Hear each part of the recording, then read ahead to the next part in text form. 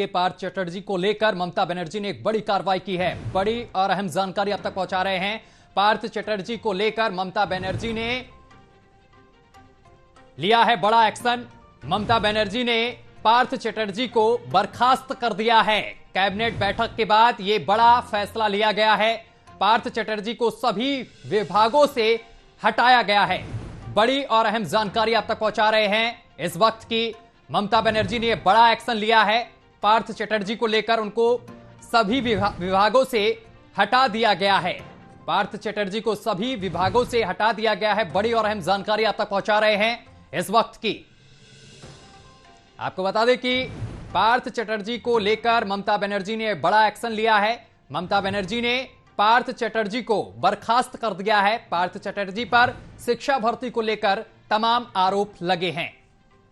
Cabinet बैठक के बाद यह बड़ा फैसला लिया गया है। पार्थ चटर्जी को सभी विभागों से हटा दिया गया है। बड़ी और अहम जानकारी आप तक पहुंचा रहे हैं इस वक्त की। बड़ी खबर आपको बता दें कि ममता बनर्जी ने बड़ा एक्शन लिया है पार्थ चटर्जी को लेकर। पार्थ चटर्जी पर तमाम आरोप लगे हैं और जिसको लेकर अब ये ममता बनर्जी ने बड़ा एक्शन लिया है। पार्थ चटर्जी को बर्खास्त कर दिया गया है। तो पार्थ चटर्जी को बर्खास्त किया गया है। पार्थ चटर्जी को सभी विभागों से हटाया गया है। बड़ी और अहम जानकारी आप तक पहुंचा रहे हैं इस वक्त की बड़ी खबर। पश्चिम बंगाल की मुख्यमंत्री ममता बनर्जी ने यह बड़ा एक्शन लिया है। पार्थ चटर्जी को लेकर ममता ने यह बड़ा फैसला लिया है। ममता बनर्जी ने पार्थ चटर्जी को बर्खास्त किया है।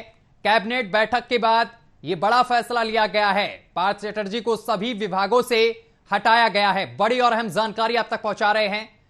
आपको बताते चले कि पार्थ चटर्जी पर तमाम आरोप लगे हैं और इस खबर पर ज्यादा जानकारी के साथ निशांत चतुर्वेदी हमारे साथ सीधा न्यूज रूम से लाइव जुड़ गए हैं। निशांत, पश्चिम बंगाल की मुख्यमंत्री ममता बनर्जी ने बड़ा एक्शन लिया है पार्थ चटर्जी को लेकर, क्या कुछ अपडेट है आपके पास?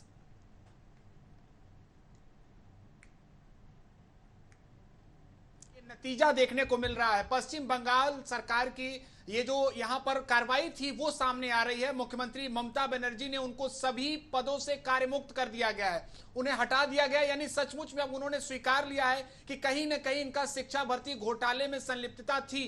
इसके अलावा 50 करोड़ से ज्यादा कैश बरामदगी, कई प्रॉपर्टी के डॉक्यूमेंट्स, इसके अलावा कई अन्य संपत्ति और उनके जो सहयोगी हैं उनके यहां से भी जो कैश बरामदगी है, ये कई सवालिया निशान उठा रहे थे। ईडी की रडार पर ये भ्रष्ट मंत्री थे और इसके अलावा अन्य जो इनसे जुड़े हुए कुछ लोग हैं उनसे भी ईडी पूछताछ करेगी। तो अब तक की सबसे बड़ी अपडेट ये है कि पार्थ चटर्जी को सभी विभागों से, मंत्रालय पद से हटा दिया गया है। ये ममता बनर्जी की कार्रवाई है और कहीं ना कहीं अब जो उनके पर लग रहे घोटालों के जो आरोप हैं वो सच साबित हो रहे हैं। तो अब आगे देखना होगा कि क्या और भी जो मंत्रियों से पूछताछ होगी उसमें क्या कुछ बातें सामने निकल कर आती है। सत्यम, निशांत, ईडी की कार्रवाई लगातार जारी है, लेकिन इससे पहले अगर बात की जाए टीएमसी की, तो टीएमसी ईडी के कार्रवाई पर तमाम सवाल उठा रही थी, लेकिन अब कहीं ना कहीं इस कार्रवाई से ऐसा लगता है कि टीएमसी खुद मान चुकी है कि शिक्षा भर्ती में कहीं ना कहीं संलिप्तता थी।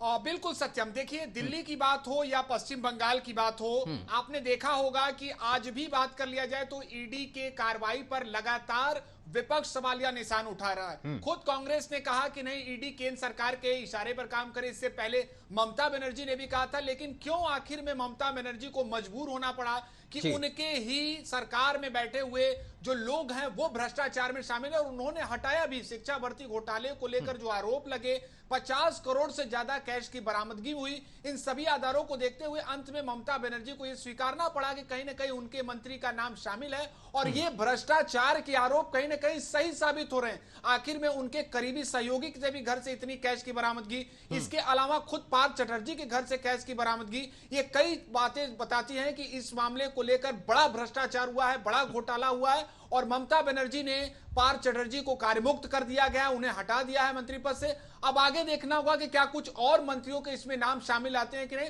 लेकिन निश्चित तौर पर दिल्ली से लेकर बंगाल तक के भ्रष्ट मंत्री अब ईडी की रडार पर हैं। बिल्कुल निशांत, इसको लेकर जिस तरीके से ईडी कार्रवाई कर रही है, ईडी की कार्रवाई अब कहां तक पहुंची है?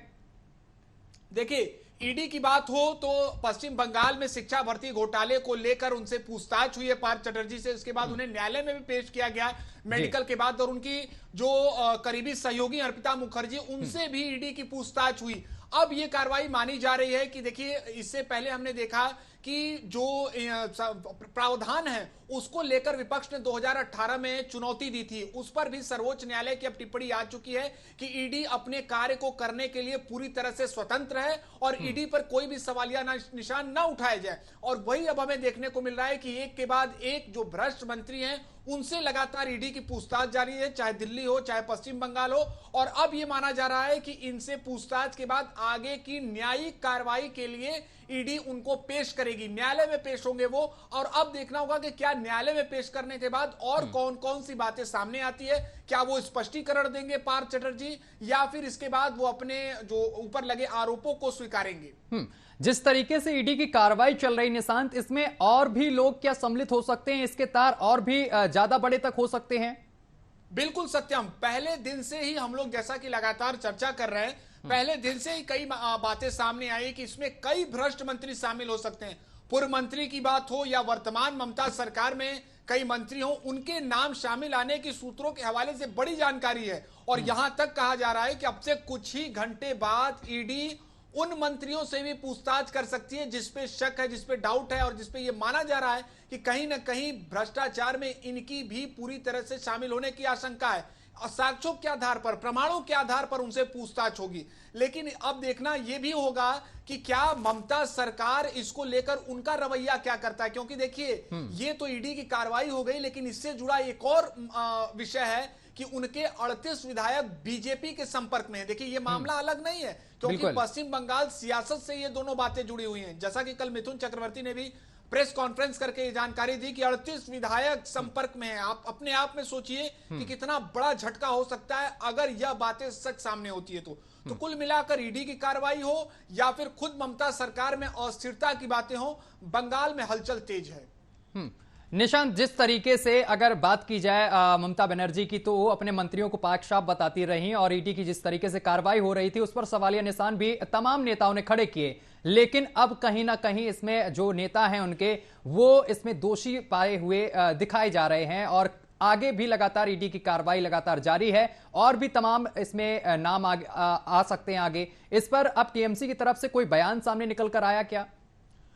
देखिए, टीएमसी अपने ऊपर लगे गए ये जो दाग है उसको धुलने का यहां पर प्रयास कर रही है। हालांकि ममता बनर्जी ने जो पार्थ चटर्जी हैं उनको जरूर कार्यमुक्त कर दिया है, लेकिन यहां तक ही उनकी जवाबदेही नहीं होती है। क्या वो अपने और भी मंत्रियों को ये सबक देना चाहेगी? क्या अपने और भी मंत्रियों से जवाबदेही करेगी? देखिए, केवल और केवल पार्थ चटर्जी की बातें नहीं है। कैबिनेट की बैठक हुई, उसमें ममता बनर्जी ने यह निर्णय लिया, लेकिन क्या कैबिनेट बैठक में मौजूद सारे मंत्री पूरी तरह से साफ-पाक हैं? क्या उनके ऊपर कोई दोष नहीं है? क्या उनके ऊपर कोई भी आरोप नहीं है? यह सबसे महत्वपूर्ण बात है। और सबसे बड़ी बात यहां पर यह है कि क्या ममता बनर्जी के ऊपर उनके मंत्रियों के ऊपर जो लगे गए आरोप हैं उस पर उनका क्या स्पष्टीकरण? चलिए निशान, तमाम जानकारी साझा करने के लिए बहुत बहुत शुक्रिया आपका। तो यहां पर ईडी की कार्रवाई एक तरफ जारी है और दूसरी